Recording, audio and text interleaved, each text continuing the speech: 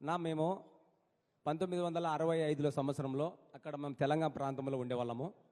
తెలంగాణ ప్రాంతం నుంచి ఆంధ్రప్రదేశ్ ఉమ్మడిగా ఉన్నప్పుడు ఇక్కడ కర్నూలు, అనంతపురం ఇక్కడ వలస వచ్చినప్పుడు నుంచి అప్పుడు మేము 2008 వరకు బేడా బుడగ సంఘము ఎస్సీ 59 కులాల్లో 9వ పేజీ నంబర్లో మీ బేడా బుడగ సంఘాలం అని ఉండాము.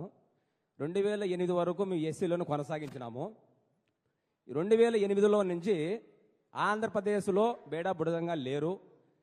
తెలంగాణ ఒక కర్ణాటకలో మాత్రం ఉండాలని 144 జీవో అని ఒకటి తీసుకొచ్చి మా పిల్లలకు మాత్రం క్యాస్ట్ సర్టిఫికెట్ రాకోకుండా గత ప్రభుత్వాలు కూడా ఎన్నో మీటింగులు చేసినాము, ఎన్నో ధర్నాలు చేసినాము, ఎన్నో పాదయాత్రలు చేసినాము. కానీ ఎవరు కూడా మాకు న్యాయం చేయలేదు. మీరు ప్రభుత్వంలో వచ్చిన తర్వాత మాకు ఏం న్యాయం చేస్తారో మీరు మాకు భరోసా ఇవ్వండి సార్. 2008లో మీరు అన్నట్టు గతంలో 144 జియో తీసుకొచ్చి ఏకంగా మీకు సర్టిఫికెట్ రాకుండా చేశారు ఆ ప్రభుత్వం. చంద్రబాబు నాయుడు గారు ముఖ్యమంత్రి అయిన తర్వాత ప్రత్యేకంగా మీకు జేసీ శర్మ కమిషన్ ఏర్పాటు చేసి అన్ని జిల్లాలు పర్యటించి ఆ పర్యటన అయిన తర్వాత నివేదిక ఇచ్చారు. ఆ నివేదికని మనం కేంద్ర ప్రభుత్వానికి పంపించి ఎస్సీ కమిషన్తో మనం సంప్రదింపులు చేసి పోరాడే సమయంలో ప్రభుత్వాలు మారినాయి.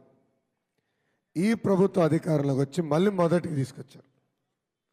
సో ప్రక్రియ ప్రారంభించాం, కేంద్ర ప్రభుత్వానికి నివేదిక పంపించాం, అన్నీ ఒక స్థాయికి వచ్చే సమయంలో ఈ ప్రభుత్వ అధికారంలోకి వచ్చి మొత్తం ఆపేశాం.